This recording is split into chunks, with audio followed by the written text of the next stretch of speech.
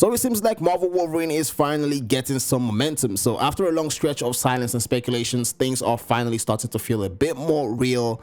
The biggest updates people are talking about right now is the release window, as we finally got a release date scheduled for September 15th, 2026. I mean, fingers crossed they don't change the date, because there's so much happening in the game industry this year. We have GTA 6 coming, we have Sorrows, we have, I can't even think straight right now. There's so much going on. So I'm so excited. Let's talk about Marvel Wolverine and everything that's been going on so far, and what we expect to see, especially for you Marvel fans. And it's been so much. We've been waiting for so long. I'm starting to grow gray hair. Do you know what I mean? But anyways, let's jump straight into the video. In case you're new to the channel, please just smash the like button, leave down in the comment section below what you think.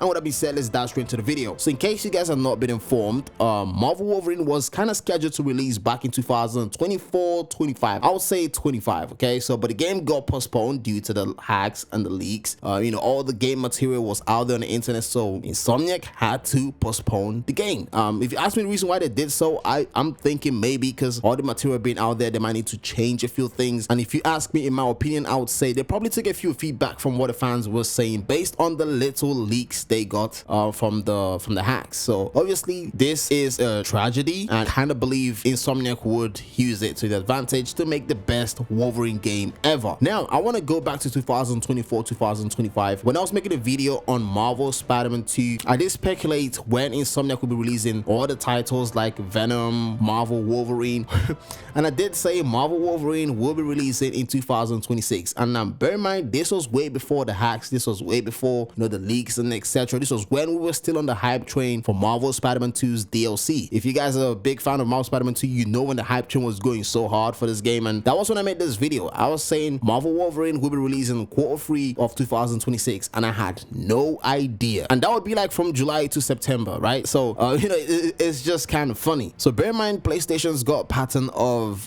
promoting the games or upcoming games about a couple months to release. We've seen that with Ghost of Yotei, so I'm presuming we'll see the same pattern with Marvel Wolverine. Now, as we all do know, this isn't Spider-Man, this is Wolverine. So everything we're hearing suggests the game is going to be heavily into a darker, more mature style, more raw-grounded storytelling. Wolverine is a character that's always been about pain, rage, and survival. So this is a total different kind of pacing when it comes to from the past games we've seen from Insomniac, Ratchet and Clank, Spider-Man. So Wolverine is not known for traversal, so you wouldn't see him going around the whole city. I kind of presume this game would be like a linear storytelling game with little sections that might feel like an open world. Kind of take, for example, Uncharted games and other games we've seen in PlayStation, like more like Uncharted, less like The Last of Us. Somewhere you might have some open areas where you can explore and etc. So I'm interested to see how they're gonna pull this off. And I'll be honest with you, if Insomniac manages to release this game this year, they would be the one goated PlayStation studio that have been carrying the PlayStation 5 ever since release. Like,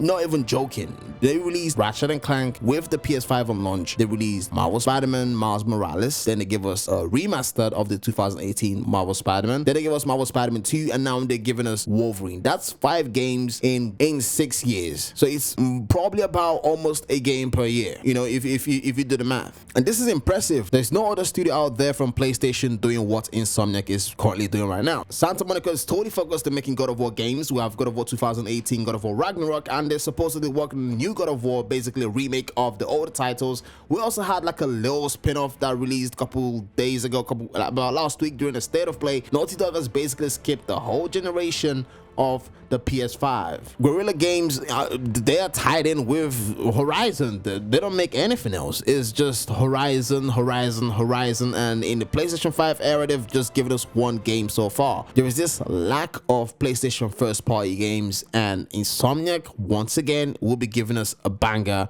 that we, the PS5 owners, can appreciate. The only issue I kind of have with Insomniac games, and I've always been vocal about it, is the pacing of the story. We've seen that in Marvel Spider-Man 2.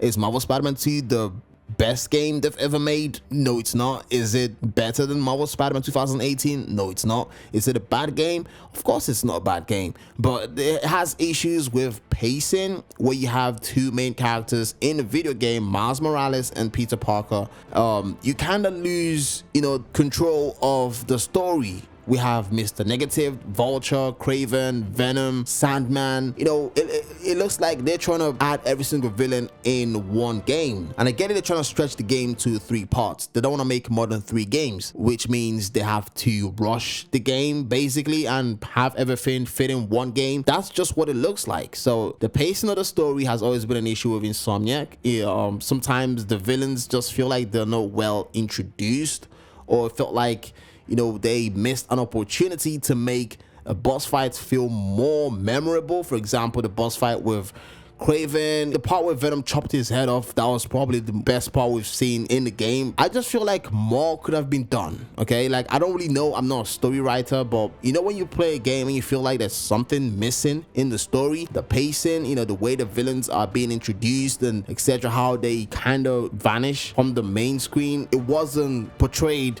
to its fullest potential. So this is one thing I want to see changed in Marvel Wolverine. So I don't know how many villains are gonna be in the game. I've purposefully tried to stay away from the spoilers, just so I don't, you know, spoil the game, because there's no point spoiling the game before the game comes out.